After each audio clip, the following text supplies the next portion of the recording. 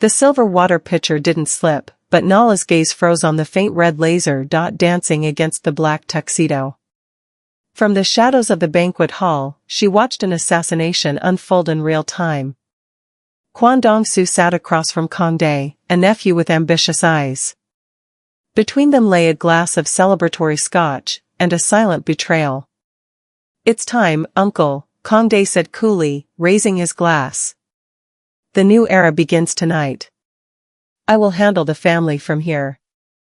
Nala held her breath, waiting for Kwan's bodyguards to spot the sniper, to move, to do their job. But they never flinched. They didn't even look up. The sniper adjusted his aim. One breath. That's all it took to end a dynasty. Nala didn't stumble backward, she calculated the trajectory in a split second. She had to move. Now. Before the bullet flew. But as she lunged forward to fake a stumble, she collided hard with a solid chest. Strong hands steadied her before she could hit the floor. She looked up into the face of the most dangerous man in Asia, a man who should have been dead by now. Sharp-featured, impeccably dressed, with eyes that showed zero fear, only cold recognition. Careful, his voice was smooth, deep, and dangerous. "You spilled my wine." He glanced at the shattered chair where his heart had been a second ago, then back at her calm, resolved face. A slight, terrifying smile crossed his lips. "It appears we both see what others missed. Think you know what a real power couple looks like? Subscribe now, because this takeover is about to get violent." The banquet hall didn't descend into chaos, not yet. That was the most terrifying part. The bullet had buried itself in the mahogany floor, silent and suppressed, lost under the swell of the string quartet and the clinking of crystal. The guests were laughing, oblivious to the death that had just whistled past their ears. But Nala saw the shift in the room's energy, the way the shadows seemed to lengthen. She stepped back, bowing her head in a performance of mortified servitude. "Forgive me, sir," she murmured, her voice trembling just enough to be convincing. She grabbed a napkin, making a show of dabbing at the dark stain blooming on his pristine shirt. "I am so clumsy. I'll fetch fresh water immediately." Kwan didn't move. He stood like a statue in the center of the room, his eyes scanning the mezzanine level where the laser had originated. His bodyguards, the men paid to take a bullet for him, were still facing the wrong way, laughing at a joke from the traitorous nephew. They were looking at the floor, at the spilled wine, feigning annoyance at the clumsy staff rather than scanning the perimeter. "Go," Kwan said, his voice low. It wasn't a dismissal, it was a command. Nala didn't need to be told twice. She turned, clutching the silver pitcher against her chest like a shield, and weaved through the crowd. Her heart wasn't racing, she had trained that response out of her system years ago in a wet market in Mogadishu, but her mind was running a diagnostic. Sniper position, north balcony. Exit vector, south kitchen service doors. Timeline, 3 minutes before they realize he missed. She pushed through the swinging doors into the kitchen. The noise hit her instantly, a wall of shouting chefs, clattering pans, and the hiss of searing meat. It was the perfect cover. She moved with efficient speed, dropping the pitcher in a wash basin. She stripped off her white serving gloves, tossing them into a bin. Next was the apron. She needed to blend into the street, vanish into the Seoul night before the lockdown started. "You're leaving early." The voice didn't come from a chef. It cut through the kitchen noise like a blade. Nala froze, her hand hovering over the ties of her apron. She didn't turn immediately. She used the reflection in the stainless steel refrigerator door to assess the threat. Kwan DongSu stood by the service entrance, leaning against the doorframe. He was alone. No guards. No nephew. Just the predator she had just saved. She turned slowly, resuming the mask of the terrified employee. "Sir? I was just going to get stain remover. For your jacket." Kwan took a step forward, his Italian leather shoes making no sound on the greasy tile floor. The kitchen staff, sensing the sudden drop in atmospheric pressure, began to shrink away, heads bowed, making themselves invisible. Within seconds, the bustling station was a ghost town, leaving Nala alone with the wolf. "Drop the act," Kwan said. He stopped 3 feet from her, too close for a conversation, perfect range for a strike. "You didn't trip. You possess excellent balance. I watched you navigate the crowded room for an hour without grazing a single chair." Nala kept her eyes lowered, but her weight shifted imperceptibly to her back leg. "I was nervous, sir. It's a high-pressure event." "And the laser?" Kwan asked, tilting his head. "Did the nervousness give you the ability to see an infrared that my head of security missed?" "I don't know what you're talking about." "Liar." The word hung in the air, heavy and sharp. Kwan reached out, his movement blurringly fast. It was a test. He feinted a grab for her throat. Instinct took over before Nala could check it. Her left hand shot up, intercepting his wrist with a precise, rigid block, while her right hand snapped into a defensive guarding position near her jaw. It was a Krav Maga reflex, drilled into her muscle memory until it was as natural as breathing. Silence stretched between them. Nala stood there, her hand gripping the wrist of one of the most powerful crime lords in Asia. She realized her mistake instantly. She had dropped the mask. The terrified waiter was gone, the operative was exposed. Slowly, deliberately, she released his wrist. She didn't apologize this time. She stepped back, straightening her spine, her face settling into that cold, unbothered resolve that defined her true nature. She met his gaze head-on.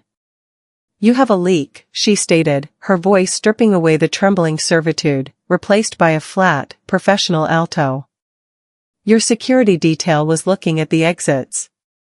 The shot came from the ventilation access on the mezzanine. Only someone with internal schematics would know that line of sight exists. Kwan didn't look angry. If anything, a flicker of appreciation passed through his dark eyes. He rubbed his wrist where she had grabbed him. A waiter who blocks a strike from a 7th-degree black belt and analyzes sniper trajectories.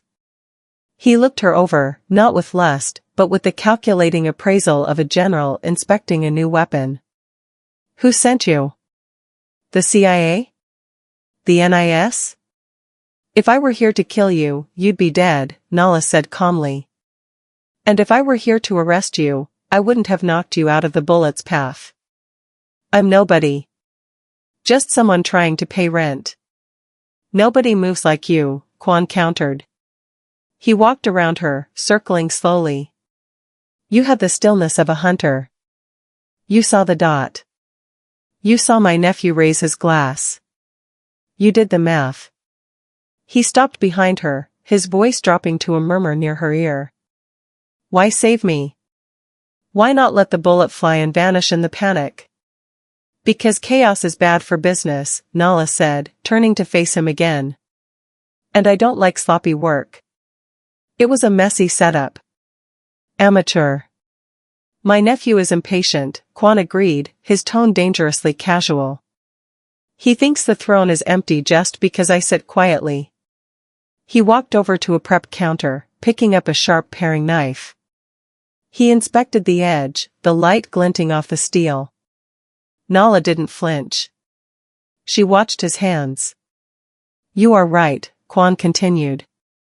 "My security is compromised. If I walk out those doors with my usual detail, I will be dead before I reach my car. The nephew has bought them. All of them." He looked up at her. "I need an exit. And I need a shield." "I'm retired," Nala said. "I serve drinks. I don't do extraction." "You are burned," Kwan corrected. "I can see it in your eyes." The look of an agent left out in the cold.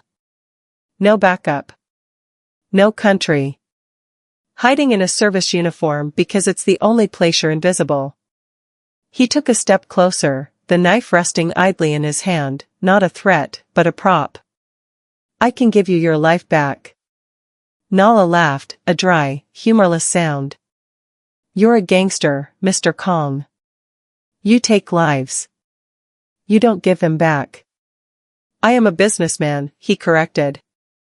And I am offering a trade. My life for yours. I already saved your life. Consider us even. She turned to the door. If you walk out that door, Kwan said, his voice stopping her hand on the latch, Kongdae's men will kill you. Not because you are a threat, but because you are a witness. You saw the laser. You saw the failure of the guards.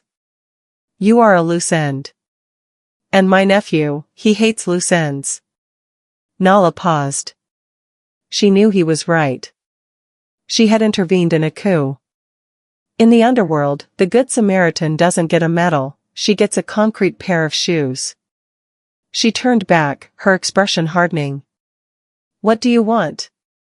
I cannot trust my men, Kwan said. And I cannot leave this building alone.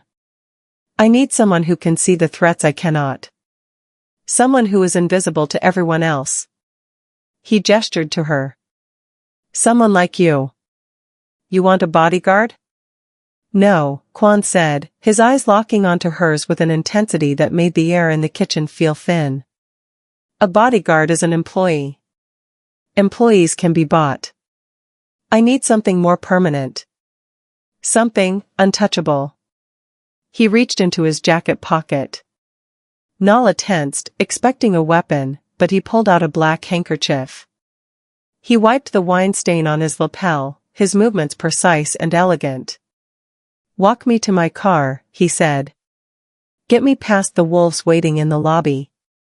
If we survive the next 10 minutes, we will discuss the price of your freedom. Nala looked at the kitchen doors. She could hear the murmur of the party outside, the laughter of the people who wanted this man dead. She looked at Kwan. He was wounded, not physically, but tactically. He was alone in a room full of enemies. And yet, he stood with a regal arrogance that annoyed her almost as much as it impressed her. She sighed, a sharp exhale through her nose. She reached up and untied her apron, letting it fall to the dirty floor. She unbuttoned the top button of her stiff collar, freeing her neck.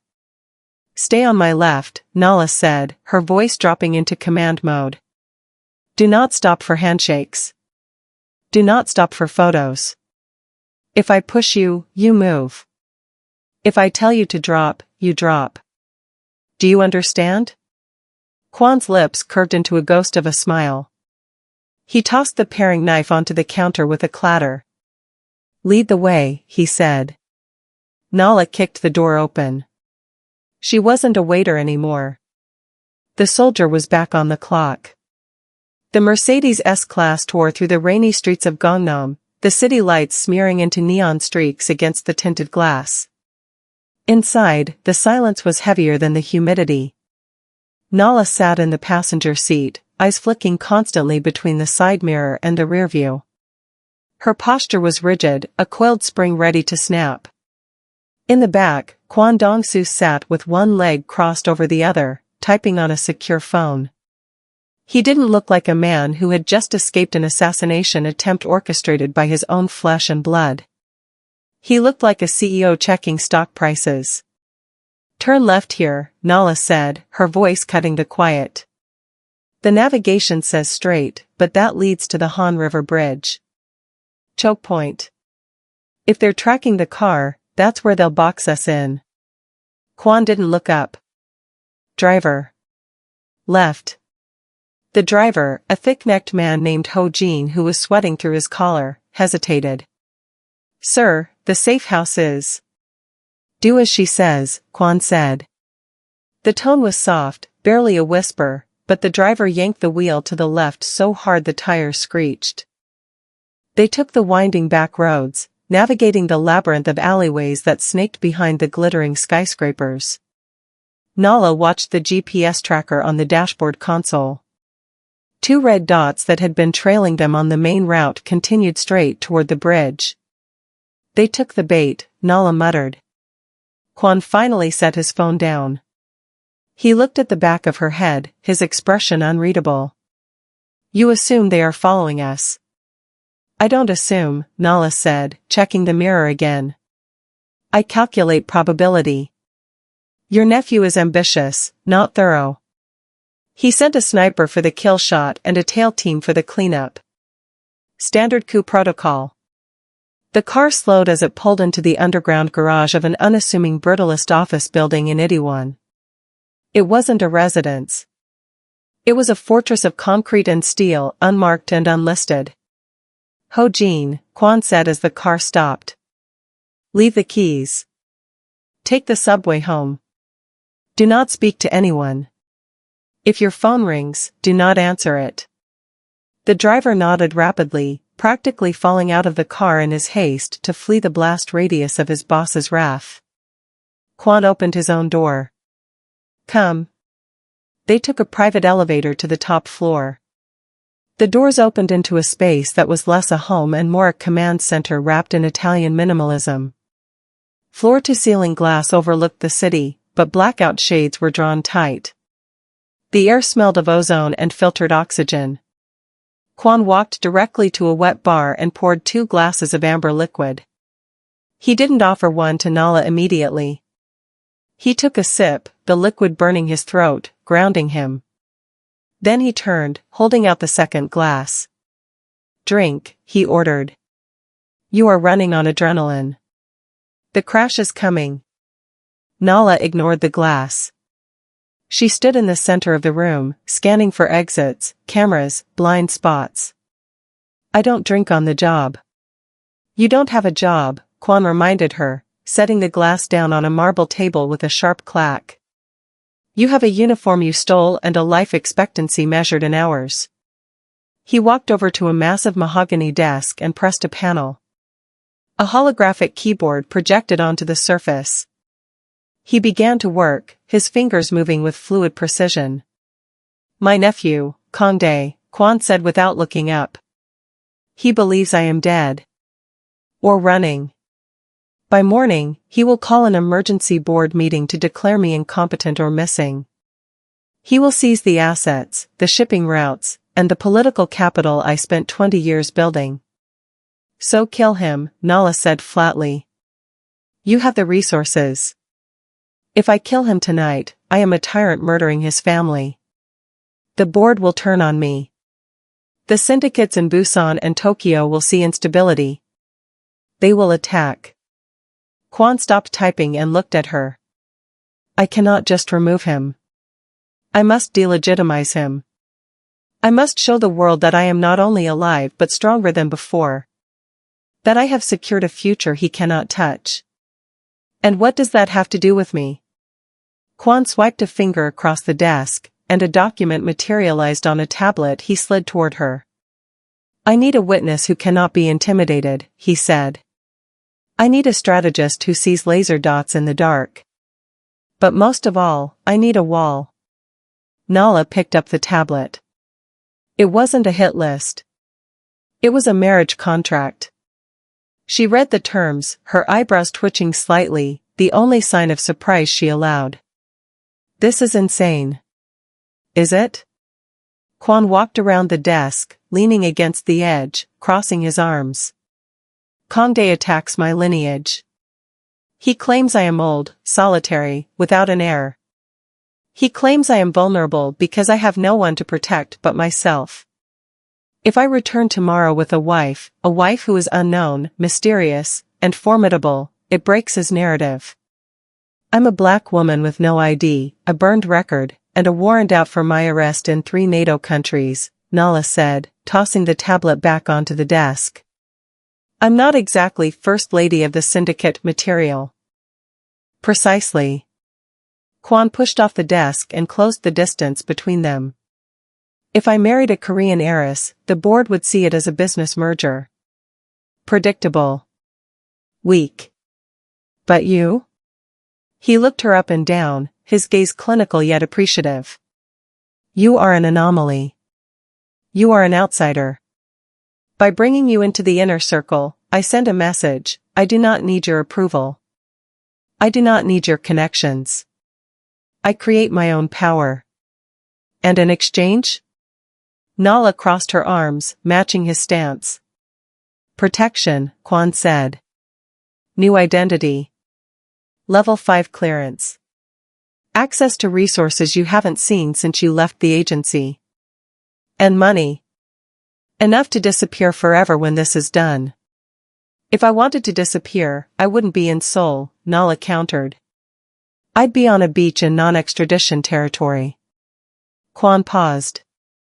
He studied her face, looking for the crack in the armor.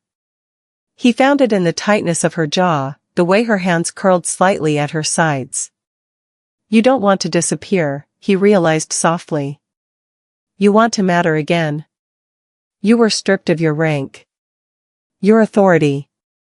You were made into a ghost, forced to serve drinks to men who aren't fit to shine your boots. He stepped closer, invading her personal space.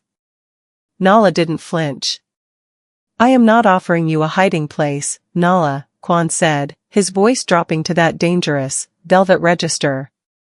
I am offering you a command. Nala stared at him. The offer hung in the air, heavy and intoxicating.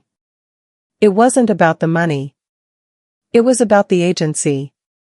For 2 years, she had been running, reacting, surviving. He was offering her the chance to stop running and start hunting. The terms, she said, her voice steady. I'm not a trophy. I don't sit in the car while you handle business.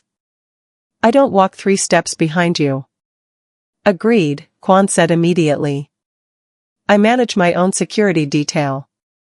I audit your internal communications.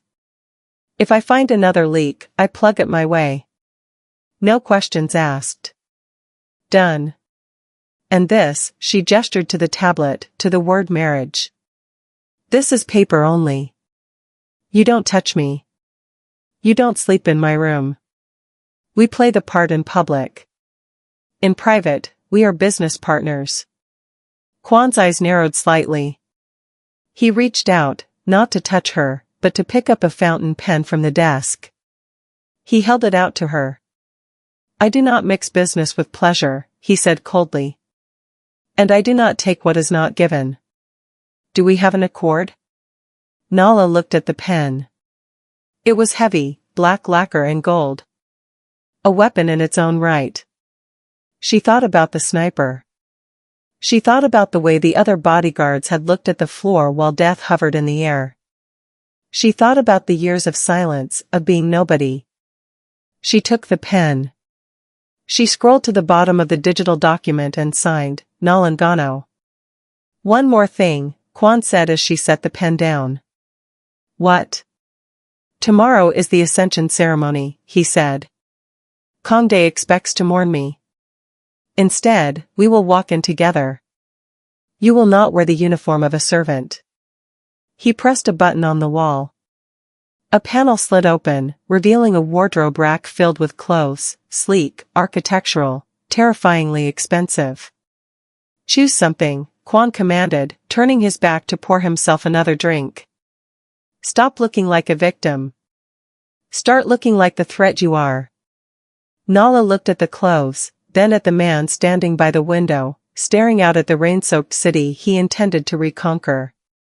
She walked toward the rack. The game had changed. She wasn't just a player anymore. She was the queen. The wardrobe wasn't a closet, it was an armory disguised as a boutique. Nala ran her fingers along a rack of silk, wool, and structured neoprene. She didn't look at price tags. She looked at cut, fabrication, and tensile strength. A gown with a 3-meter train was a liability. A pencil skirt too tight to kick in was a death sentence. She bypassed the reds and the creams, colors of passion and submission, and stopped at a garment that looked like it had been cut from the night sky. It was a black, architectural piece with a high, severe neckline and long sleeves, but the back was open down to the spine, and a slit up the left thigh was high enough to allow for a full tactical stride.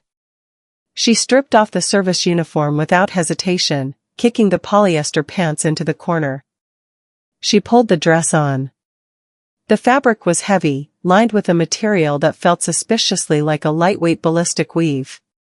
She stepped into a pair of heels that were 4 inches of lacquered steel. They weren't shoes, they were punctures waiting to happen. When she stepped out of the dressing alcove, Kwan was waiting. He had changed as well, trading his ruined tuxedo for a charcoal suit that fit him with predatory perfection.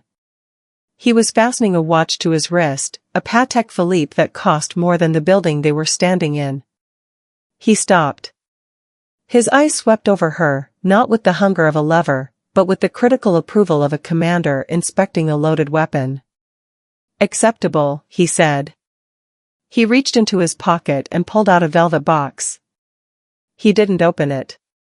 He tossed it to her. Nala caught it one-handed. Inside sat a diamond the size of a quail egg, set in heavy platinum. It wasn't delicate. It was a knuckle duster disguised as jewelry. "Put it on," Kwan said. "The lieutenants are waiting downstairs. They are expecting a panicked girl I picked up for comfort. They need to see a fortress." Nala slid the ring onto her finger. The weight of it was grounding. "Lieutenants? I thought we were going to a safe house." "I have 4 captains who control the quadrants of Seoul," Kwan replied, walking toward the door. "If they smell weakness, they will side with Kongdae before sunrise. I called them here for a status update. They think they are coming to verify if I am alive. And if they decide they prefer the nephew?" Kwan opened the door, his face a mask of bored violence. "Then you will see why I am the CEO." The conference room in the basement of the safe house was a stark contrast to the luxury above. Concrete walls, a single steel table, and air that smelled of stale tobacco and nervous sweat. 4 men sat around the table. They were not young, and they were not soft. These were street bosses who had clawed their way up through decades of blood. They were speaking in hushed, rapid Korean, their body language aggressive. Minho, the boss of the Gangnam district, slammed a hand on the table. "He's dead," he spat. "Or he's running. Kongdae has the Port Authority in his pocket. We need to cut a deal before the nephew burns our operations." "Wait for the body," another man, June, grunted. "Kwan DongSu doesn't die easy." The heavy steel door hissed open. The room went silent instantly. The 4 men scrambled to their feet, bowing instinctively, but their eyes were darting, assessing. Kwan walked in first. He didn't look at them. He walked to the head of the table and stood behind the chair, gripping the back of it with one hand. He didn't sit. Then Nala entered. The sound of her heels on the concrete was a rhythmic, sharp percussion. Click. Click. Click. She walked past the bowing men, her chin raised, her expression utterly void of emotion. The black dress swallowed the light in the room, making her skin glow with a terrifying radiance. She didn't look at the men. She looked through them. She walked to the chair at Kwan's right hand, the seat of the second-in-command. Minho stiffened. That chair was reserved for the consigliere, a position currently empty. For a woman, a foreign woman, an unknown woman, to approach it was a blasphemy. Minho stepped forward, his hand twitching toward his jacket. "Boss," he said, his eyes flicking to Nala with open contempt. "This is a closed meeting. The staff should wait outside." The air left the room. Nala stopped. She didn't look at Kwan for permission. She turned her head slowly, fixing Minho with a gaze that could freeze helium. She stepped into his personal space. Minho was a big man, broad-shouldered and scarred, but Nala stood nearly eye-to-eye with him in her heels. She looked at his tie, which was slightly crooked. She looked at the sweat beading on his upper lip. Then, her eyes dropped to his waist, where the bulge of a concealed firearm pressed against his jacket. "Your safety is off," Nala said. Her voice was calm, low, and perfectly audible in the dead silence. Minho blinked, confused by the English, though he understood enough. What? The Glock 19 tucked in your waistband, Nala continued, her tone bordering on boredom. You have a round chambered and the safety disengaged. Amateur discipline. If you sit down too hard, you'll blow your own femoral artery. She reached out. Minho flinched, his hand flying to his gun, but Nala was faster. She didn't go for the weapon.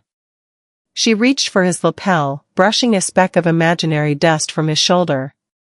If you are going to protect my husband, she said, holding his gaze until he was forced to look away, try not to shoot yourself before the enemy arrives. She turned her back on him, the ultimate insult in a room full of killers, and sat in the chair to the right of the head. She crossed her legs, the slit in the dress revealing the steel heel, and placed her hand on the table. The massive diamond ring caught the overhead fluorescent light, fracturing it into cold sparks. Minho stood frozen, humiliated, his hand hovering over his weapon. He looked at Kwan, waiting for the reprimand. Waiting for the boss to put the woman in her place. Kwan didn't speak. He didn't even look at Minho. He simply pulled out his chair and sat. By sitting after her, he had just rewritten the entire hierarchy of the organization. Sit, Kwan said softly. The four men sat. The chairs scraped loudly against the concrete. They were terrified. Not just of Kwan, but of the woman who had just mentally castrated their strongest captain without raising her voice. You were discussing my nephew, Kwan said, linking his fingers on the table. Continue. Minho swallowed hard, his face pale.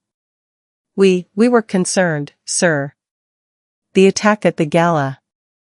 We thought. You thought I was weak, Kwan finished. He gestured to Nala with a slight nod. My wife, Nala. She saw the sniper when you saw only champagne. The word wife hit the table like a grenade. The men exchanged glances. A secret marriage? To a foreigner? It broke every tradition. But looking at the woman sitting there, silent, lethal, and wearing the boss's wealth-like armor, no one dared to question it. Kongde believes he has won, Kwan continued. He believes I am isolated. He does not know about us. Nala tapped a finger on the steel table. Tap. Tap. The sound drew every eye. Minho, she said. The man jumped slightly. Yes. Ma'am? The Port Authority contact, she said. The one Kongde bought. What is his name? Minho hesitated. This was sensitive intel. I report to the boss. Kwan remained silent, staring at the wall. Nala leaned forward slightly. The predatory intelligence in her eyes flared. My husband is the strategy. I am the execution. Give me the name, or I will assume you are the leak. Minho looked at Kwan. Kwan was checking his cuticles. Director Choi, Minho whispered. He runs the Incheon terminal. Nala nodded, satisfied. She looked at Kwan. Choi has a gambling debt in Macau. Leverage him. Freeze his accounts in the morning. He'll turn on Kongde by lunch.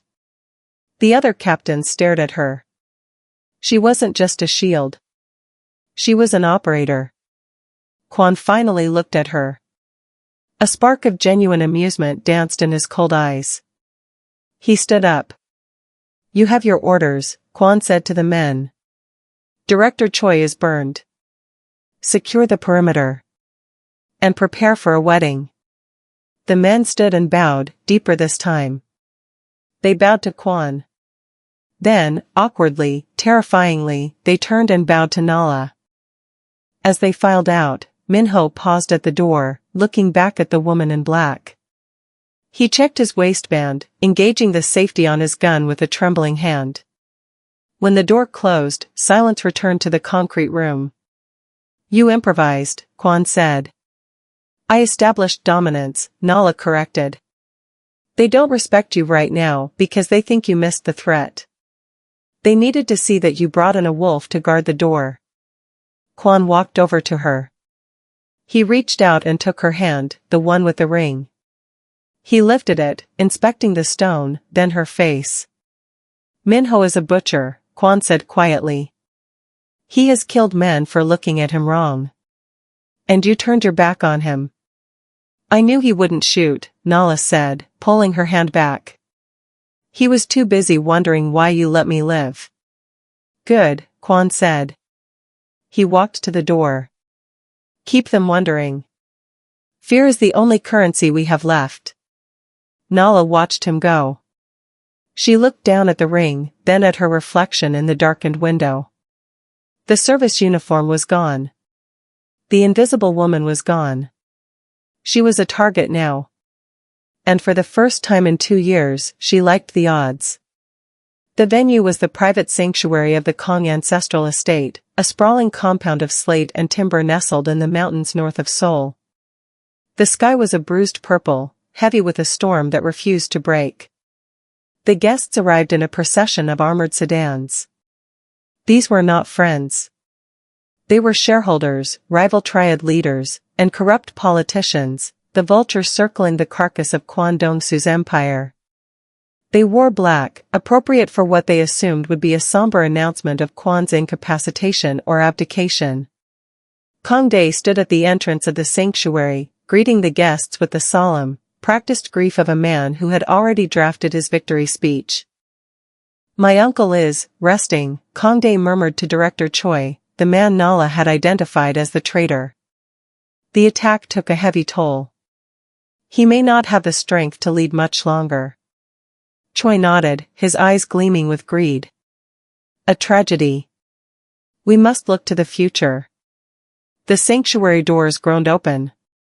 The heavy scent of incense and damp earth rolled out. Inside, the room was stripped of decoration. No flowers. No banners. Just rows of dark wood benches and a low altar at the front. The guests filed in, whispering. They noticed the guards first. They weren't the usual house security. These were new faces, hard, silent men positioned in the shadows, their hands clasped loosely in front of them, scanning the crowd with professional paranoia. Nala had reorganized the perimeter in under 2 hours. Kong Dae took his place in the front row, the seat of the heir apparent. He checked his watch. Then the music started. It wasn't a wedding march.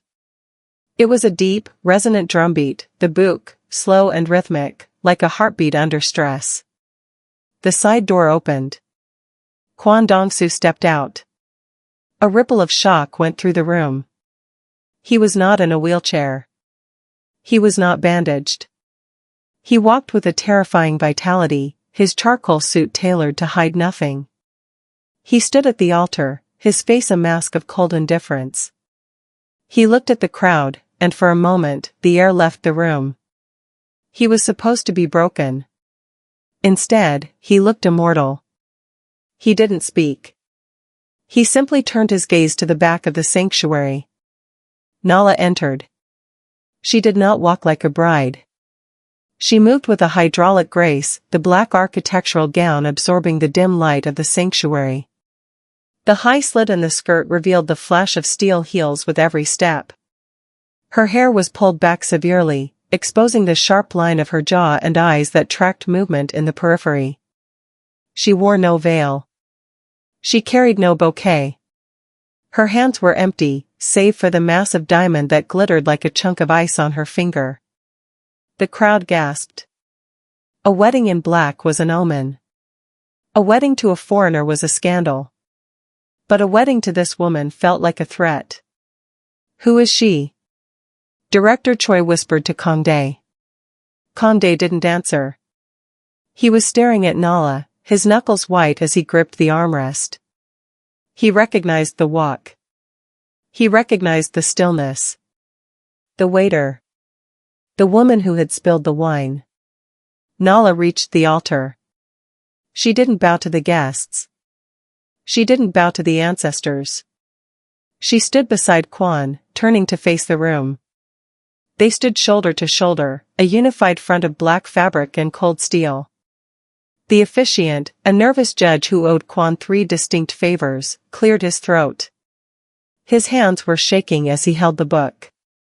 "We are gathered," the judge stammered, "to witness the union of Kwan DongSu and Nala Ngono." Minho, the captain Nala had humbled in the basement, stood by the wall, his hand resting near his gun. He watched the crowd for sudden movements.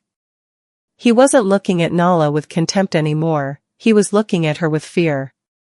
"This is a farce," Kongde hissed, standing up. The sound of his movement was loud in the quiet room. Nala's eyes snapped to him instantly. She didn't move her head, just her eyes. It was a predator locking onto a disturbance. Kongde walked toward the altar. "Uncle. This is highly irregular. A marriage? Now? To a stranger?" He gestured to Nala with a sneer. "Who is this woman? Does she even speak our language? Does she know the weight of the name she is stealing?" Kwan turned slowly. He looked at his nephew with the exhaustion of a man dealing with an unruly child. "She speaks the only language that matters in this room, Kongde," Kwan said softly. "And what language is that?" Kongde challenged, stepping onto the dais. He was too close. He was violating the perimeter. Nala moved. It wasn't an attack. It was a positioning. She took one step forward and one step to the right, placing herself subtly between Kwan and his nephew. It looked natural, like a bride adjusting her stance, but the angle was precise. She effectively cut Kongde's line of sight and blocked his dominant hand. She looked down at Kongde. Up close, he could see the lack of fear in her eyes. He saw the cold, hard calculation of a soldier assessing a target. "Sit down," Nala said. She didn't shout. She didn't whisper. She spoke with the flat authority of someone who had interrogated men in black sites. Kongde froze. The command bypassed his ego and hit his survival instinct. "You are disrupting the ceremony," Nala continued. "And you are sweating. It makes you look guilty." A murmur ran through the crowd. "Guilty?" Kongde flushed red. "I am grieving for this family's honor." "Then grieve quietly," Nala said. "Or leave." She held his gaze for 3 seconds, an eternity in a power struggle. Kongde looked at Kwan, waiting for his uncle to reprimand the woman. Kwan simply watched, his face impassive, as if waiting to see if his nephew would be foolish enough to escalate. Kongde looked back at Nala. He saw the tension in her shoulders, the way her weight was balanced. He realized, with a jolt of cold terror, that if he reached for her, she would break his arm before his guards could unholster their weapons. He stepped back. He forced a tight, poisonous smile. "Proceed," he spat. "I will witness this." He retreated to his seat. He had just lost territory without a shot being fired. The judge hurried through the vows. There was no mention of love, honor, or cherishing. The contract was simple. "Do you, Kwan DongSu, pledge your life and your empire to this union?" "I do." "Do you, Nala Ngono, pledge your loyalty and your shield to this union?" Nala looked at Kwan. For a fleeting second, the masks dropped. They acknowledged the reality of the pact. He was the target, she was the bulletproof vest. "I do," Nala said. "Then I pronounce you man and wife." There was no kiss. Kwan took Nala's hand, the one with the ring, and raised it. It was a declaration of victory. The drums started again, louder this time, aggressive. As they turned to walk back down the aisle, the atmosphere in the room shifted. The guests, sensing the change in wind direction, stood up. They bowed. It was hesitant at first, but as Kwan passed, the bows deepened. Nala walked with her head high, her eyes scanning the crowd. She catalogued faces. The fat man in the second row is terrified. The woman in the red dress is angry. The man by the door is checking his phone. As they passed Director Choi, Nala slowed her pace slightly. She didn't look at him, but she spoke loud enough for him to hear over the drums. "Check your offshore accounts, Director," she said, staring straight ahead. "The Caymans are frozen this time of year." Choi turned pale, clutching his chest. They reached the heavy wooden doors. Ho Jin, the driver, was waiting with the car, looking significantly more composed than the night before. As the doors closed behind them, shutting out the stunned silence of the sanctuary, the tension in the car was immediate. Kwan released her hand. "He didn't say thank you." He leaned his head back against the leather seat and closed his eyes. "Kongdae knows," Kwan said. "He suspects," Nala corrected. "He recognized me from the banquet. But he doesn't know what I am. He thinks I'm a variable he can intimidate." "He will come for you tonight," Kwan said. "The wedding buys us legitimacy, but it insults his pride. He will send a message." Nala looked out the window at the rain slashing against the armored glass. She touched the cold diamond on her finger. "Let him send it," Nala said. "I'm not the one who needs to be worried about the mail." Kwan opened his eyes and looked at her. The new Mrs. Kong wasn't trembling. She was planning. "Where to?" Nala asked. "Home," Kwan said. "The real one. It is time you saw what you were defending." The car sped off into the storm, leaving the confused vultures behind to feast on the scraps of their own assumptions. The wedding was over. The war had officially begun. Kwan's primary residence was a brutalist slab of concrete hanging off a cliff in Pyeongchang-dong. It was designed to look like a modern art museum, but Nala saw it for what it really was, a bunker with a view. "Your blind spots have blind spots," Nala said. She stood in the command center buried 3 floors beneath the garage. It was day 3 of the marriage. She hadn't slept more than 4 hours a night. While Kwan managed the bleeding stock prices and reassured investors, Nala had dismantled his personal security apparatus. June, the captain who had survived the basement meeting, stood stiffly next to a bank of monitors. He looked tired. Nala had been drilling him since 0400 hours. "The thermal sensors are industry standard," June argued, his voice tight with suppressed irritation. "The industry standard assumes you're protecting a celebrity from paparazzi," Nala countered, tapping a screen. "It doesn't account for a drone swarm carrying C4 or a sniper using a heat-masking suit." "Kongdae isn't a stalker, June. He's a warlord." She turned to the roster on the wall. "Fire the night shift lead. He checks his phone every 12 minutes. Predictable interval. Easy to exploit. He's been with the family for 10 years, June protested. "Then give him a severance package. But get him off the gate." Nala didn't look back. "And rotate the patrol routes. Your men walk the same perimeter at the top of the hour. I could set a timer by their footsteps." Kwan entered the room. The atmosphere shifted instantly. The tech staff straightened in their chairs. June snapped his mouth shut. Kwan was dressed in a navy suit, impeccable as always, but he carried a tablet in one hand and a suppressed pistol in the other. He placed the gun on the console next to Nala's coffee. "The board is requesting a site visit," Kwan said, his voice calm. "They want to see the new shipping logistics at Incheon. They want proof that the disruptions are over." "It's a trap," Nala said immediately. "Likely," Kwan agreed. "But if I don't go, the stock drops another 8 points. If the stock drops, the shareholders panic. If they panic, they sell to Kongdae." He looked at the monitors, then at Nala. He didn't ask her if it was safe. He waited for her to tell him how they would survive it. Nala looked at the map of Incheon. "We don't take the highway. We take the industrial access road. It's narrower, harder to box us in.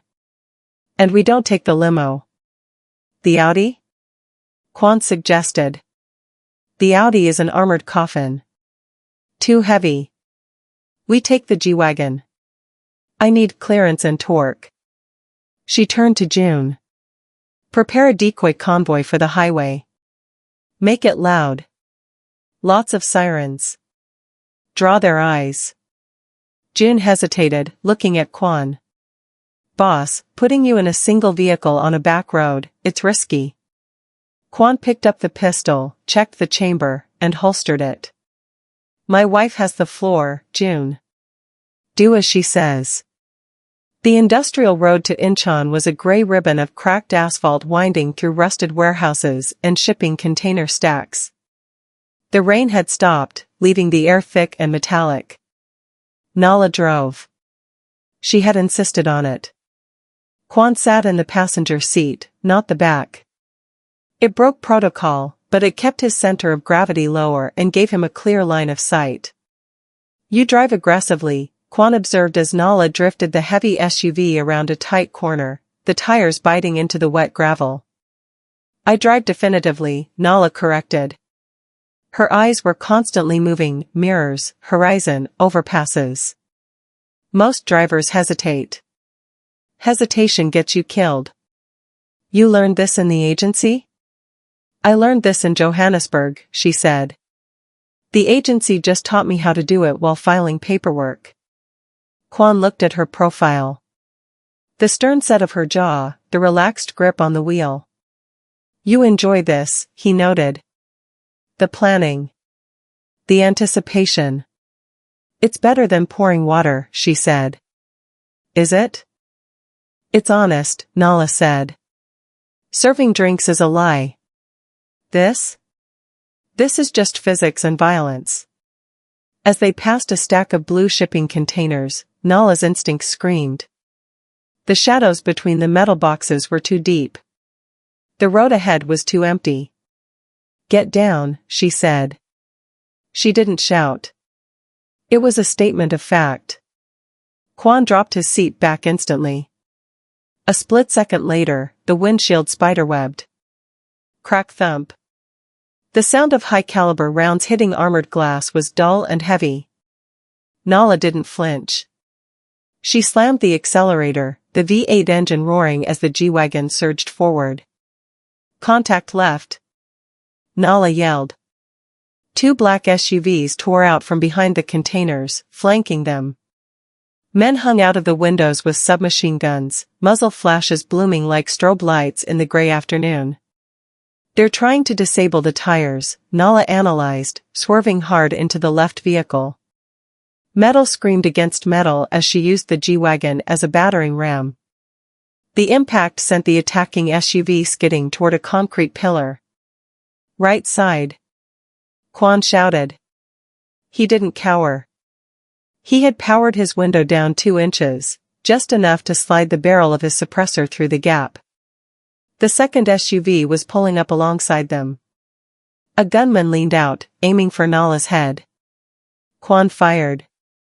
3 shots. Controlled. Rhythmic. The gunman jerked backward, his weapon falling onto the asphalt. The driver of the enemy SUV swerved, startled by the incoming fire. Hold on, Nala commanded. She saw the roadblock ahead, a semi-truck pulled across the narrow road. The trap was sprung. We can't stop, Kwan said, reloading his magazine with calm efficiency. I'm not stopping. Nala spotted a gap, a loading ramp leading up to a platform of stacked containers. It was insane. It was a stunt from a movie. It was the only way out. She yanked the wheel. The G-Wagon mounted the ramp, the suspension groaning under the weight. They launched off the concrete lip, airborne for a terrifying second, clearing the hood of the blocking semi-truck. They landed hard on the other side, the shocks bottoming out with a bone-jarring crunch. Nala fought the steering wheel, wrestling the 2-ton beast back into control as they fishtailed on the wet pavement. Rear view. Kwan barked. The surviving pursuit vehicle had bypassed the ramp and was squeezing through the gap behind the truck. "Take the wheel," Nala ordered. She didn't wait for him to agree. She unbuckled her belt. Kwan reached over, grabbing the steering wheel with his left hand, keeping his foot on the gas from the passenger side. The transition was fluid, a terrifying dance of trust. Nala climbed into the back seat. She grabbed the MP5 she had stashed under the floorboard. She lowered the rear window. The wind roared into the cabin. The pursuing SUV was gaining, the grille filling their vision. Nala shouldered the weapon. She didn't aim for the driver. She aimed for the radiator. BRRT, BRRT. Steam exploded from the enemy vehicle. The hood buckled. Then, she shifted aim. The front tire. Pop. The SUV dipped violently, caught the edge of a pothole, and flipped. It tumbled end over end, a chaotic mass of screeching metal and shattering glass, before crashing into a pile of scrap metal. Nala pulled herself back into the front seat. Kwan was still steering, his face impassive, though his knuckles were white. "You can drive now," he said, relinquishing the wheel. Nala buckled in.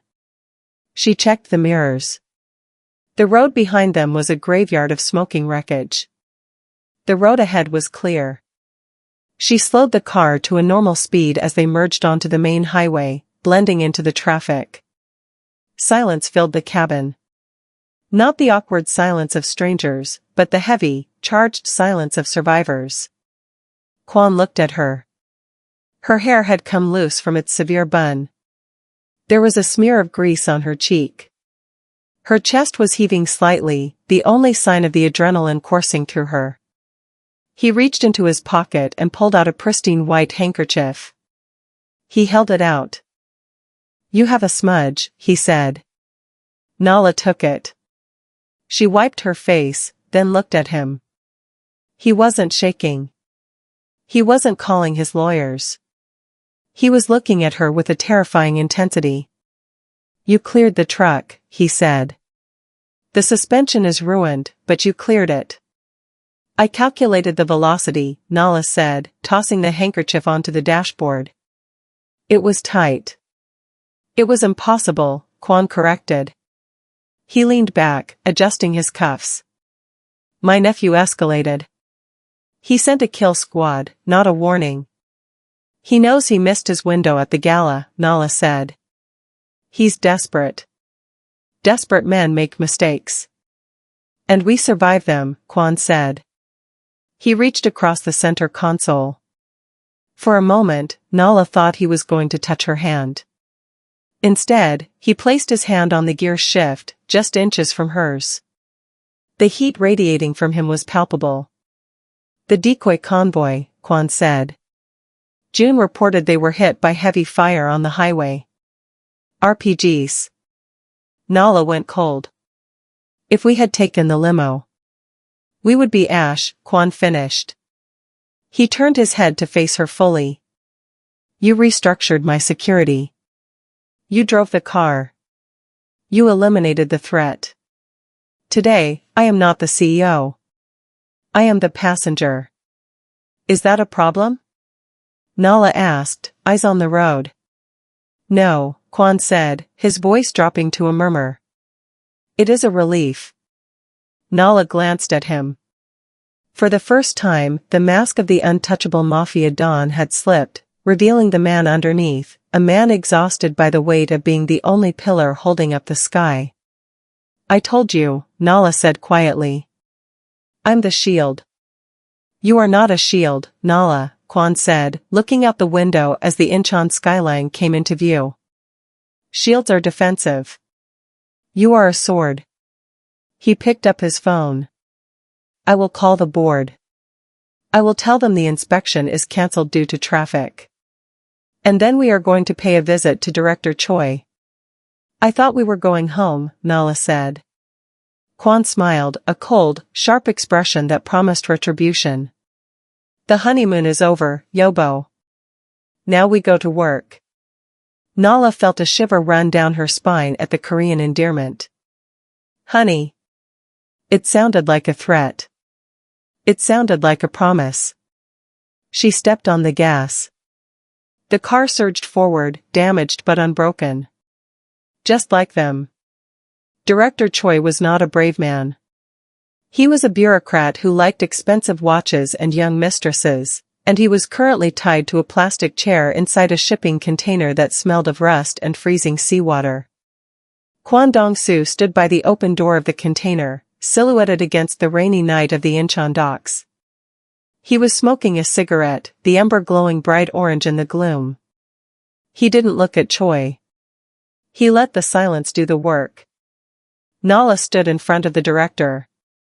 She held his phone in one hand and a tablet in the other. She wasn't shouting. She wasn't hitting him.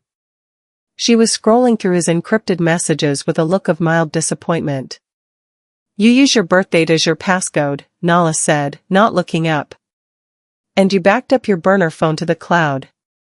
The incompetence is almost offensive. I didn't know, Choi stammered, sweat mixing with the rain mist on his forehead.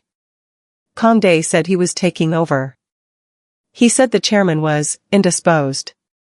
So you sold the shipping manifests for the western route, Nala stated, finally looking at him. Her eyes were devoid of pity. You flagged the chairman's convoy as cargo so the cameras would ignore the attack vehicles entering the perimeter. He paid me in Bitcoin. Choi cried. Untraceable. Nothing is untraceable, Nala said. She tapped the tablet. I just drained your wallet. The money is gone. Your pension is gone. And I forwarded your chat logs to the prosecutor's office. You'll be indicted for embezzlement by morning. Choi slumped, broken not by violence, but by administrative erasure. But that's not why we're here, Nala said, leaning in. The attack today. The G-Wagon. We took a back road. A route decided 3 minutes before departure. How did Condé know where to set the ambush? Choi shook his head frantically. I don't know. I swear. I just cleared the cameras. I didn't know the hit team's location. Condé keeps the tactical details separate. He doesn't trust anyone. Nala studied his pupils. Dilated. Respiration rapid. He was terrified, which meant he was likely telling the truth. He was a pawn, not a general. She turned to Kwan. He's dry. He doesn't know how they tracked us. Kwan dropped his cigarette and crushed it under his heel. Then he is useless. He signaled to June, who was waiting outside. Throw him in the harbor. Let him swim to the police station. As they walked back to the car, a backup sedan June had procured, Nala was silent. Her mind was a chaotic grid of variables. If Choi didn't leak the route, and the car was clean, she had scanned it herself, and the driver was loyal. It's not a human leak, Nala said as they merged onto the highway back to Seoul. Kwan looked at her. Explain. The ambush was too precise. They hit us at the exact moment we were boxed in by the semi-truck. That requires real-time telemetry. They weren't guessing our route, they were watching us drive it. The car had a tracker? I scanned the G-Wagon before we left. It was clean. Nala pulled out her own phone, a secured, encrypted device Kwan had given her. It's not the car. It's the passenger. She turned to Kwan. Give me your phone. Kwan handed over the slim black device without hesitation. Nala connected it to her tablet via a cable. She bypassed the standard OS and booted into a diagnostic shell. Lines of code scrolled down the screen, a waterfall of green text reflecting in her eyes. Your encryption is military grade, Nala muttered. Rotating keys. Biometric locks. It shouldn't be possible to mirror this signal without physical access. She dug deeper, analyzing the background processes. Then she saw it. A subroutine buried in the family sharing protocol. It wasn't a virus. It was a permission. Nala went cold. She unplugged the phone and handed it back to him slowly. It's not a hack, she said quietly. It's a feature. Kwan's expression hardened. Speak plainly. There is a mirroring protocol active on your device. It broadcasts your GPS, microphone, and camera data in real time. It's disguised as a health monitoring app for elderly care. Nala paused. It was installed 3 years ago. The admin authorization key belongs to a user listed as Sun. The silence in the car was absolute. Kwan stared at the phone in his hand. His face betrayed nothing, but the temperature in the vehicle seemed to drop 10 degrees. I do not have a son, Kwan said. His voice was a low rumble, vibrating with suppressed rage. But 3 years ago, I had a heart episode. Minor. Kongdae insisted on upgrading my tech. He said it was for my safety. So he would know if I fell. He's been watching you for 3 years, Nala said. Every meeting. Every deal. Every movement. He didn't just want the throne, he wanted to become you. Kwan gripped the phone tight enough to crack the screen. He used my trust to paint a target on my back. He used your love, Nala corrected. He assumed you wouldn't audit a gift from family. Kwan rolled down the window. He made a move to throw the phone out into the speeding traffic.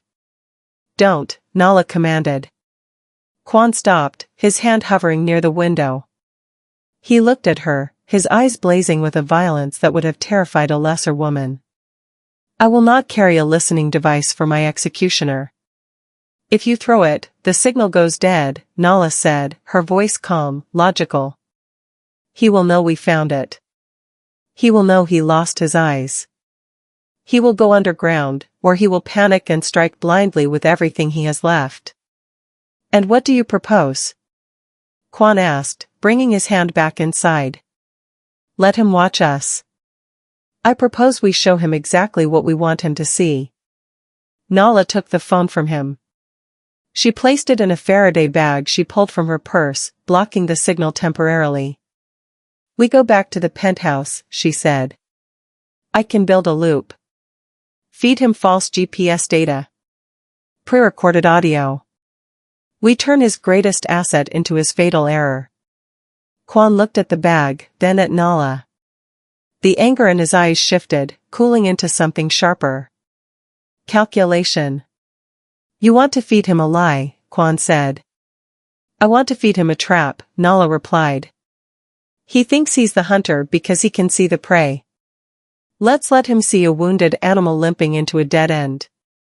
When he comes to finish the job, we close the door. The penthouse was dark when they arrived.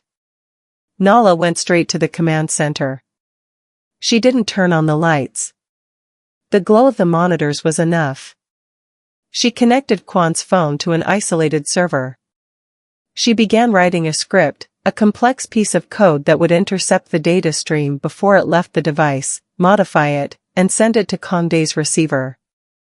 Kwan stood behind her, watching the code compile. He poured 2 glasses of whiskey. He placed one next to her keyboard. You are good at this, he said. Too good for a burned agent. I wasn't just an agent, Nala admitted, her fingers never stopping. I was a hunter-killer for a Black Ops division. My job wasn't to gather intelligence. It was to dismantle networks. I found the weak link, and I pulled until the whole thing collapsed. And why did they burn you? Nala paused. The cursor blinked on the screen. Cursor. Pulse. Life. I found a weak link they didn't want broken, she said vaguely. A senator. I pulled. They pushed back. She hit enter. The code executed. The phone was now a weapon. It's done, Nala said. I've set the GPS to show you stationary at the safe house in Itaewon for the night. Tomorrow, we can move the dot wherever we want. Kwan picked up his glass. My nephew grew up in this house, he said, looking at the reflection of the room in the glass. I taught him how to shoot. I taught him how to tie a tie. I thought I was raising a successor. Power doesn't tolerate vacuums, Nala said, taking a sip of her drink. And it doesn't tolerate patience. He got tired of waiting. He is not my blood anymore, Kwan said. He downed the whiskey in one swallow. The sound of the glass hitting the table was final. He is a cancer. You do not negotiate with cancer. You cut it out. He turned to Nala. Where do we send the dot tomorrow? Where do we lead him? Nala pulled up a map of Seoul. She zoomed in on a location on the outskirts of the city, an abandoned shipyard, a place of rust and shadows, perfect for an ambush. We sent him here, Nala pointed. The old Incheon steelworks. It's isolated. No civilians. One road in, one road out. And what is the bait? You, Nala said. We leak a conversation. You call your lawyer. You tell him you are rewriting your will. You tell him you are meeting a foreign investor at the steelworks to sell the majority stake in the company. You tell him you are done. Kwan nodded slowly. Kongdae will not let the company be sold. He will come to stop the signature. He will come with everything he has, Nala agreed. He will bring his personal guard. He will want to look you in the eye when he pulls the trigger. And you? Kwan asked. Where will you be? Nala looked at the map. She traced the high ground, the catwalks, the crane positions. I'll be everywhere, she said. Kwan reached out and touched her shoulder. It was a rare physical contact. His hand was warm, heavy. He betrayed me, Kwan whispered, the pain finally bleeding through the anger. But he underestimated you. That will be his epitaph. Nala looked up at him. For the first time, she didn't see a client or a mission. She saw a man standing in the ruins of his family, holding a knife, asking her to help him guide it. Get some sleep, Kwan, she said softly. Tomorrow, we go hunting. Kwan withdrew his hand. He looked at the phone in the Faraday bag, the silver bullet that would end the war. Sleep, he scoffed lightly. I will sleep when the throne is clean. He walked out of the room, leaving Nala alone with the glow of the screens and the ghosts of the men they were about to kill. The rain had turned the old Incheon steelworks into a cathedral of rust and echoing drips. Nala lay prone on the rusted catwalk 60 feet above the kill floor, her body wrapped in a thermal blanket to mask her heat signature. Through the scope of the suppressed State Route 25 rifle, the abandoned factory floor below was a stage set for an execution. But the actors were wrong. According to the plan, Kongdae was supposed to arrive in 10 minutes, lured by the GPS spoof. Kwan was positioned in the center of the floor, sitting on a single wooden chair, looking like a king waiting for court to convene. Then Kwan's earpiece crackled. Nala heard it through the localized comms link she had forced him to wear. Uncle, Kongdae's voice came through, tinny and distorted. Did you really think I would walk into a kill box designed by a woman? Nala stiffened. She scanned the perimeter. No movement. I'm not coming to the steelworks, Kongdae continued. I'm at the shipyard. Warehouse 4. The place where you taught me how to gut a fish. Remember? Kwan didn't flinch. He sat perfectly still. I remember. Come to me, Kongdae said. Alone. If I see the G-Wagon, if I see a tail, if I see that bitch you married. I won't kill you. I'll send her file to the agency that burned her. I know who she is, Uncle. Agent Ngono. Interpol Red Notice. I'll hand her over to the Americans before your body is cold. The line went dead. Kwan stood up. He touched his ear. Nala. I heard, Nala whispered into her mic. It's a bluff. He doesn't have the file. He's fishing. He has the name, Kwan said, his voice flat. That is enough. He's trying to separate us. Warehouse 4 is a kill zone. It's a box canyon. One way in, no cover. Stand down, Nala. Negative, she replied instantly. We stick to the plan. He comes to us, or we hunt him. We do not walk into his trap. This is not a negotiation, Kwan said. If I go, I buy time. If I kill him there, the war ends. If you follow me, he leaks your location. You go to prison for the rest of your life. I did not marry you to put you in a cage. Kwan, listen to me. I am releasing you from your contract, Kwan interrupted. The marriage is dissolved. Take the car. Go to the airport. The accounts I gave you are unlocked. Kwan. He pulled the earpiece out of his ear and crushed it under his boot. Through the scope, Nala watched him walk out of the steelworks. He got into the sedan, not the armored G-Wagon, but the backup car, and drove off into the rain. He was driving to his death to protect her cover. Nala lowered the rifle. She sat up, staring at the empty factory floor. For 2 years, she had followed orders. Stay hidden. Stay quiet. Survive. Kwan had just given her a direct order to do exactly that. It was the logical choice. It was the safe choice. She stood up, shedding the thermal blanket. She picked up the rifle and racked the bolt. Contract dissolved, she muttered to the empty air. Which means I don't have to listen to you anymore.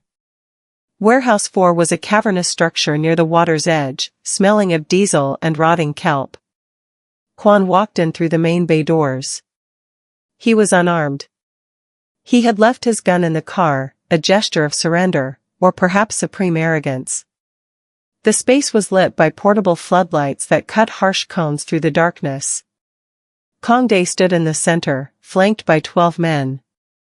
These weren't street thugs, these were mercenaries equipped with carbines and body armor. You look tired, uncle, Kongdae said, smiling.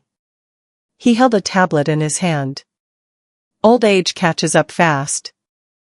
Ambition catches up faster, Kwan replied, stopping 10 paces away. He kept his hands visible. You threatened my wife. That was a mistake. Your wife is a liability, Kongdae sneered. A ghost. I did you a favor exposing her. Now, you can die without worrying about who will inherit the empire. I'll take good care of it. You couldn't run a convenience store, let alone a syndicate, Kwan said calmly. You lack discipline. Kongdae's smile vanished. Kill him. The mercenaries raised their weapons. The lights went out. Not just the floodlights. The entire grid. The warehouse plunged into absolute, suffocating darkness. Hold fire. Kongdae screamed. Get the backup gen. Crack. The sound was singular, dry, and deafening in the enclosed space. A mercenary on the far left dropped, his helmet shattered. Contact high, someone shouted. Catwalks. Flashlights beam sliced through the darkness, sweeping the upper rafters. Crack. Crack. 2 more men went down. The shots were coming from opposite ends of the gantry. It wasn't possible. A sniper couldn't move that fast. It's her. Kongdae yelled, retreating behind a stack of crates. Kill the bitch. Kwan didn't move.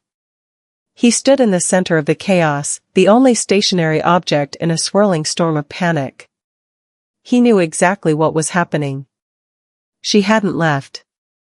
Nala wasn't on the catwalks anymore. She had fired 3 shots, dropped a flashbang to mask her movement, and rappelled down the support chain of a crane in the back corner.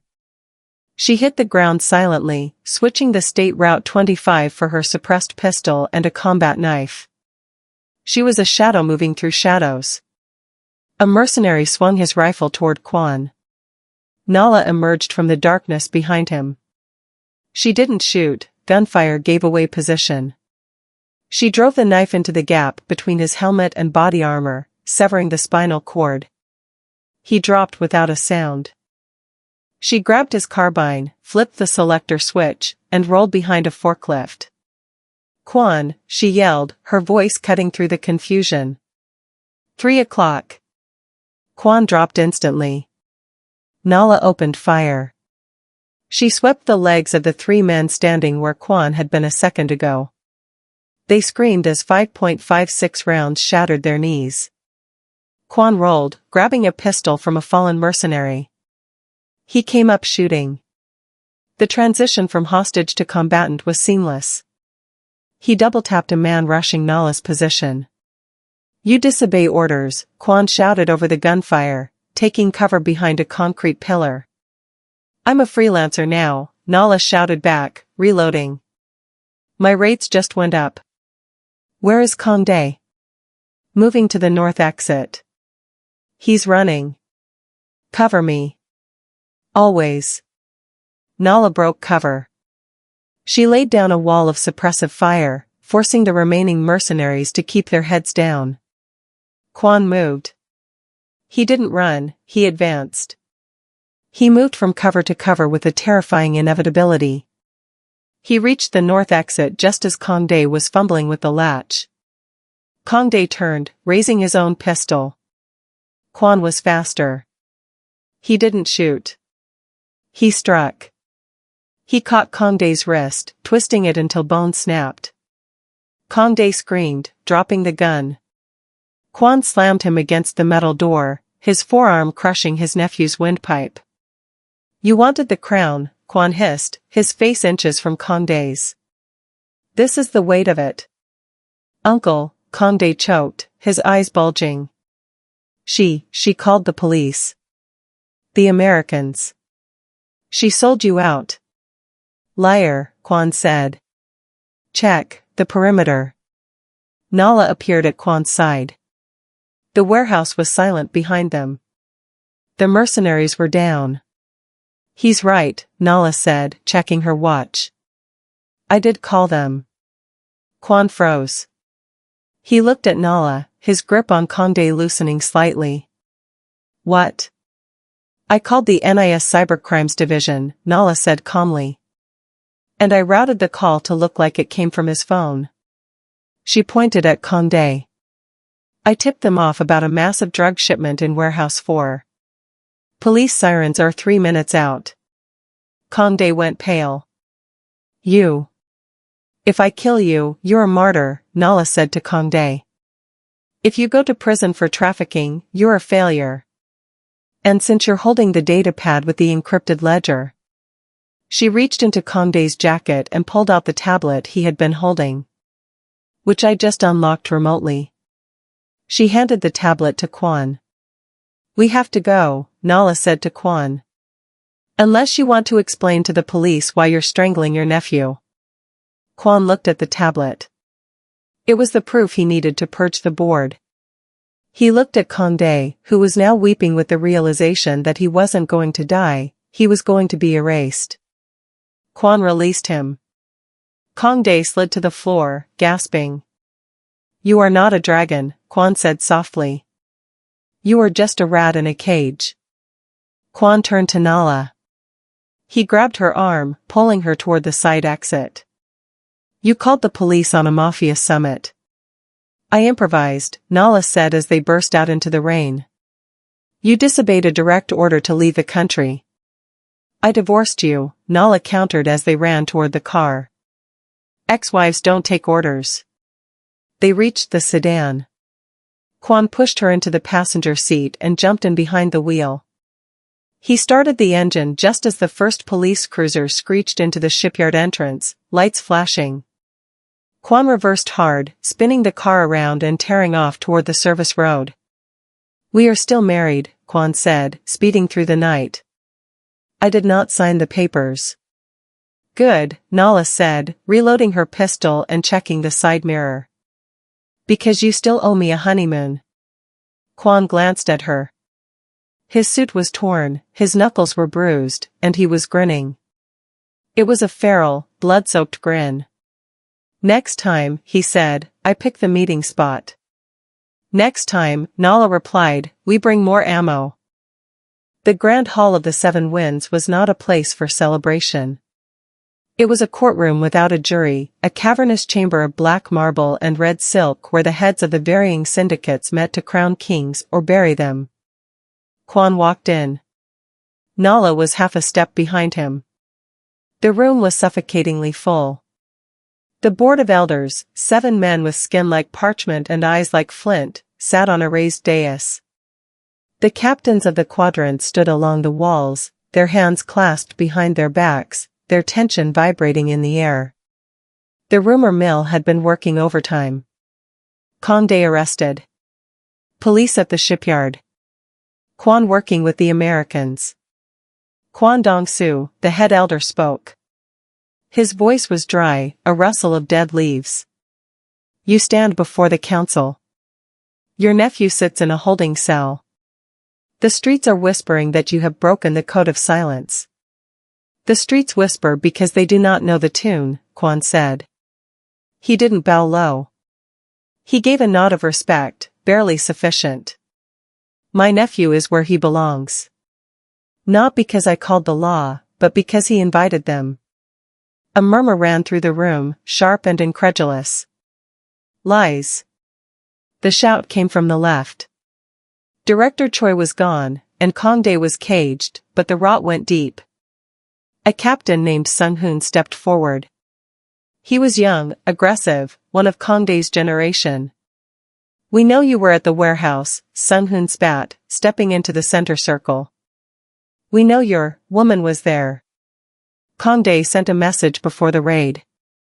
He said you were selling us out to the west. He said she is a Fed. He pointed a shaking finger at Nala. Nala didn't look at the finger. She looked at the man's stance. Weight forward on the toes. Shoulders tight. Pupils blown wide. He was pumping himself up for something stupid.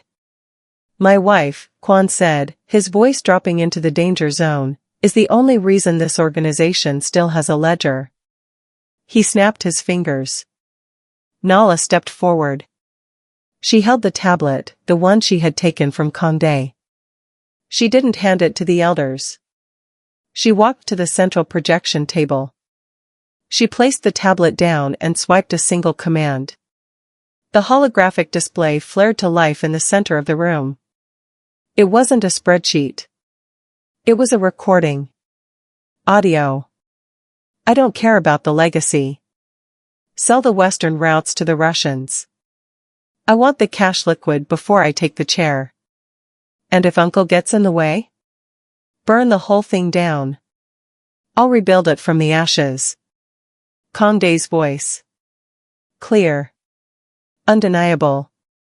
Then, a stream of data. Bank transfers. Bitcoin wallets. The routing numbers of the police tip-off line, originating from Kongde's personal device ID. He didn't just try to kill me, Kwan said to the silent room. He tried to sell you. All of you.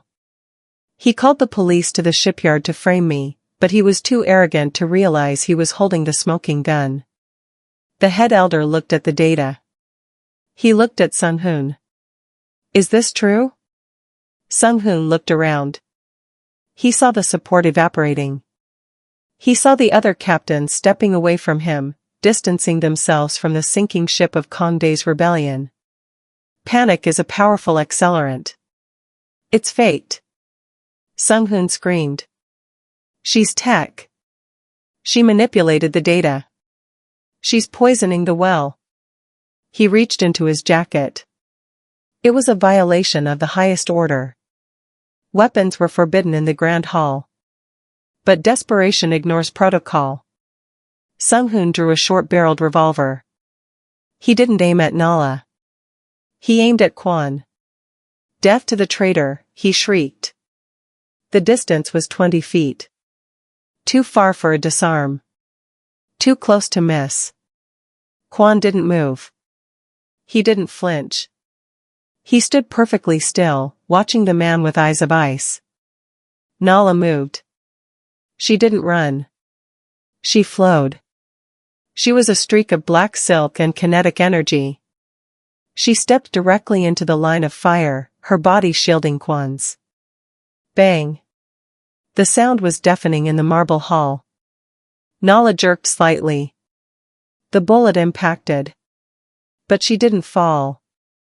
She stood firm, feet planted, a human wall. She looked down at her chest. The bullet had torn through the black dress, shredding the silk, but it had flattened against the hidden layer of flexible ballistic weave she had worn since the wedding.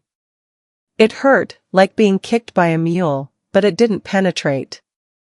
Sung-hoon froze, the gun shaking in his hand, staring at the woman who refused to die. Nala looked up. Her expression wasn't angry. It was bored.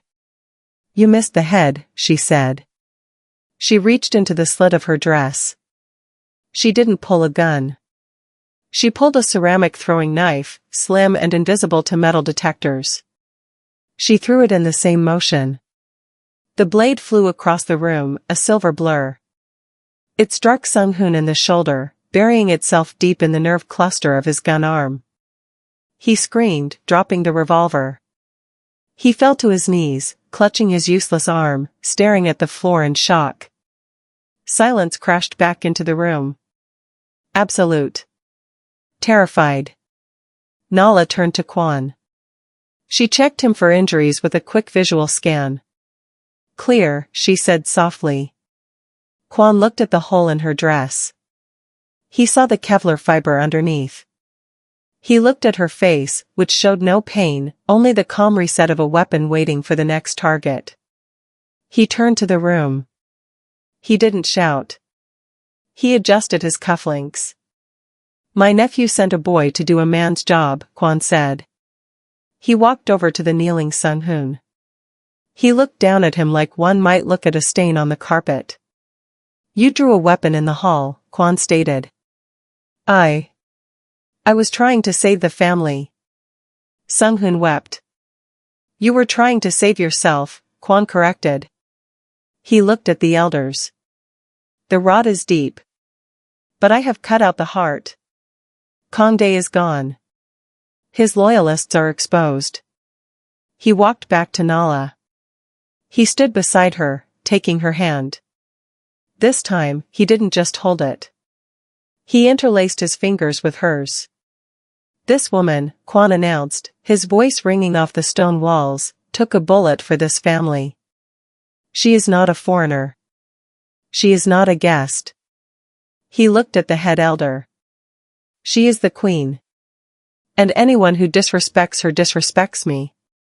The head elder stood up. He looked at the data still scrolling on the hologram. He looked at the weeping traitor on the floor. He looked at the couple standing in the center of the room, the dragon and his shield. The elder bowed. Deeply.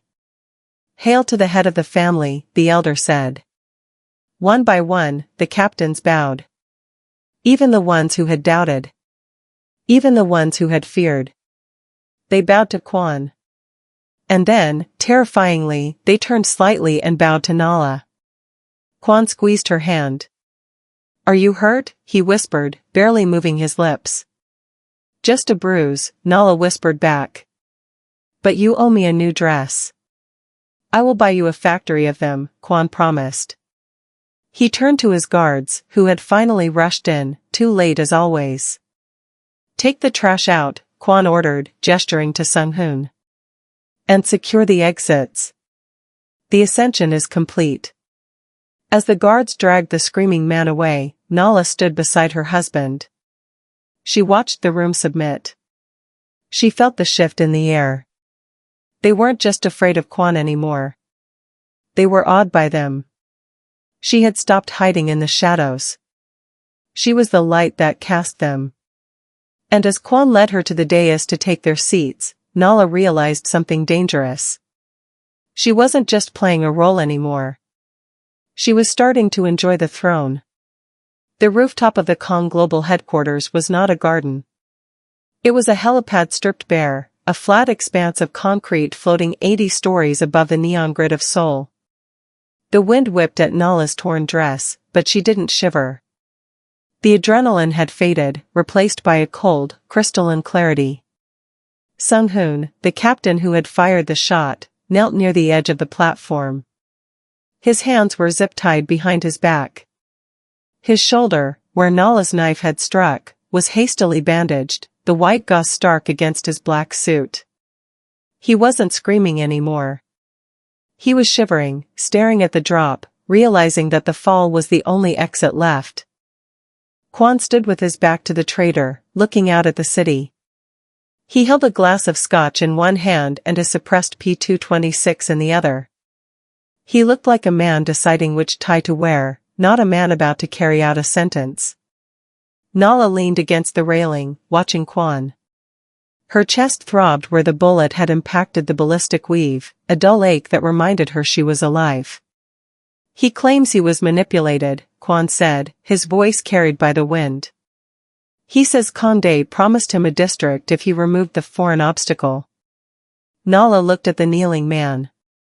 He pulled a trigger in a room full of witnesses. He wasn't manipulated, he was stupid. Stupidity is more dangerous than malice. Kwan turned. He swirled the amber liquid in his glass. Agreed. He walked toward Sung-hoon. The captain scrambled backward on his knees, his eyes wide with terror. Boss, please, Sung-hoon choked out. I served you for 10 years.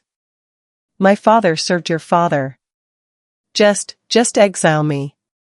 Send me to the Busan docks. I'll disappear. Kwan stopped. He looked down at the man. You shot my wife, Kwan said simply. I missed. She's fine. Look at her, she's fine. Kwan glanced at Nala. He saw the hole in the silk dress. He saw the tightness around her eyes from the bruising impact. You missed because she is better than you, Kwan corrected. Not because you hesitated. He finished his drink and set the glass on a ventilation unit. He racked the slide of the pistol. Exile is for family who make mistakes, Kwan said. Death is for dogs who bite the hand that feeds them. Wait. Kwan, please. Kwan didn't wait. He didn't hesitate. He raised the weapon and fired once. Pfft. The sound was lost in the wind. Sung-hoon slumped forward, instant silence replacing his begging. Kwan didn't look at the body. He signaled to the 2 guards standing by the elevator. They moved forward immediately to clean up the mess. In this world, bodies didn't decompose, they vanished into incinerators and acid baths. Kwan walked over to Nala. He holstered the gun and reached out, his fingers grazing the ruined fabric over her heart. You need a doctor, he said. I need a drink, Nala replied. And a new wardrobe. You promised me a factory. I will buy you the designer, Kwan said. He offered her his arm. Come. The board is waiting for the toast. If we are not there, they will think we are mourning. Let them wait, Nala said, taking his arm. Anticipation builds value. They took the private elevator down to the executive floor. The door slid open to reveal the inner sanctum, Kwan's office. It was a space few people ever saw, a fortress of mahogany and leather. But it was different tonight. The elders were gone. The captains were gone. The room was empty except for the silence of absolute power. Kwan walked to his desk, the massive, imposing slab of black wood from which he ran the underworld. He stood behind the high-backed leather chair. He looked at Nala. Then, deliberately, he pulled out a second chair.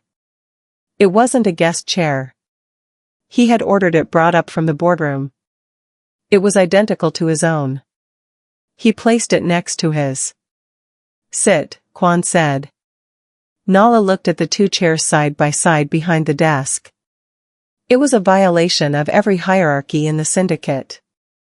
There was one CEO. One dragon. They won't like this, Nala said, walking toward the desk. They don't have to like it, Kwan said. They just have to obey it. He sat down, leaning back, the king returning to his throne. He gestured to the empty seat beside him. Nala walked around the desk. She sat. The leather creaked softly. She rested her elbows on the black wood, interlacing her fingers. The diamond on her hand caught the light, cold, hard, and unbreakable. She looked at the monitors on the wall. The stock prices were stabilizing. The news feeds were reporting of police action at the shipyard involving a rogue faction. Kongdae was being processed into the system, buried under a mountain of digital evidence Nala had fabricated. The traitor was dead on the roof. She looked at Kwan. He was watching her, a ghost of a smile playing on his lips. You fit, he said. I adapted, Nala corrected. No, Kwan reached out, covering her hand with his. You didn't adapt to this world, Nala. You conquered it. You walked into the fire and you didn't burn. He picked up a tablet and slid it toward her. The new organizational chart, he said. Director of Operations. Full autonomy. Veto power on all security protocols. Nala looked at the screen. Her name was at the top, right next to his. Nala Ngono Kong. She wasn't a ghost anymore. She wasn't a burned agent running from her past. She was the architect of the future. For the first time in 2 years, maybe for the first time in her life, the tension in her shoulders completely evaporated. She didn't have to check the exits. She owned the exits. She looked at Kwan, the monster she had married, the partner who had given her the keys to the kingdom. Slowly, the corner of her mouth quirked up. It wasn't the polite smile of a servant. It wasn't the grimace of a soldier. It was a sharp, dangerous, radiant thing. She smiled. Director of Operations, she mused, testing the title. She looked at the city lights sprawling below them, a sea of potential targets and endless resources. It's a start, she said. Kwan laughed, a genuine, rich sound that filled the empty room. He poured 2 glasses of whiskey from the decanter on his desk. To the dynasty, he said, raising his glass. Nala clinked hers against his. The sound was clear and final. To the hunt, she replied. They drank, side by side, looking out over the empire they now ruled together. The king and his queen. The dragon and the shield. The danger wasn't over. In their world, it never was. But as Nala watched the city lights reflect in the glass, she knew one thing for certain. They were going to make the devil himself nervous. If you want more of the dragon and his queen, hit that subscribe button. The dynasty is just getting started.